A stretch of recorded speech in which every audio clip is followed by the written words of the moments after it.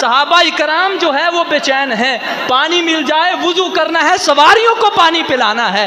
میرے آقا صلی اللہ علیہ وسلم کی بارگاہ میں حاضر ہو جاتے ہیں۔ اب لوگ کہتے ہیں رب سے مانگو، ہم کہتے ہیں ہاں رب سے مانگو، کیوں نہیں، رب سے مانگنا چاہیے، صحابہ کرام سے بڑھ کے تمہارا عقیدہ ہو گیا، رب سے ہم بھی مانگتے ہیں، صحابہ بھی مانگتے تھے۔ لیکن صحابہ کرام کو جب بھی کوئی مشکل پڑتی تھی وہ دوڑے دوڑے مصطفیٰ کی بارگاہ میں آتے تھے، حضور کی بارگاہ میں آتے تھے، آ کر فریاد کرتے تھے یا رسول اللہ پانی ختم ہو گیا۔ میرے آقا صلی اللہ علیہ وسلم نے فرمایا اگر جناب موسیٰ علیہ السلام پتھر پر اپنی لاٹھی ماریں تو 12 چشمے جاری ہو سکتے ہیں، تو امام الانبیاء اگر کرم فرمائے تو یہ خشک کنویں میں پانی نہیں آ سکتا۔ آہستہ آہستہ آہستہ آہستہ، ٹائم بھی اوپر ہو گیا، مجھے پتہ ہے گھڑی کی طرف سب کی نگاہیں ہیں۔ تو میرے آقا نے فرمایا موسیٰ علیہ السلام 12 چشمے جاری فرما سکتے ہیں، میں اگر آدھا گھنٹہ پہلے بیٹھا ہوا ہوں، آپ اب آئیں تو 10 منٹ برداشت کر لیں۔ فرمایا کہ موسیٰ علیہ السلام 12 چشمے اگر پتھر سے جاری فرما سکتے ہیں، اگر پتھر سے پانی نکلنا ایک عقل مانگتی ہے، پتھروں سے چشمے جاری ہوتے ہیں۔ اللہ فرماتا ہے من بعد ذالک فہی کالحجارۃ او اشد قسوۃ وان من الحجارۃ لما یتفجر منہ الانہار۔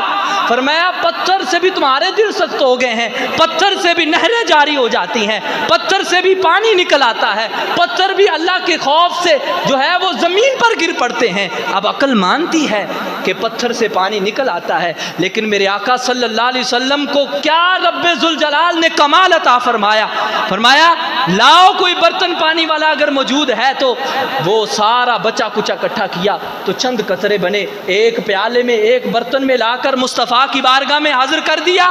میرے آقا صلی اللہ علیہ وسلم نے جو ہے اپنا دست مبارک رکھ دیا۔ جب دست مبارک رکھا تو راوی لکھتے ہیں صحابہ کرام جنہوں نے دیکھا کہتے ہیں قسم رب ذوالجلال کی، مصطفیٰ نے ان چند قطروں میں جو ہے جب اپنا دست مبارک رکھا، فرماتے ہیں میرے آقا صلی اللہ علیہ وسلم کی 5 انگلیوں سے اللہ نے 5 چشمے جاری فرما دیے۔ فرمایا اللہ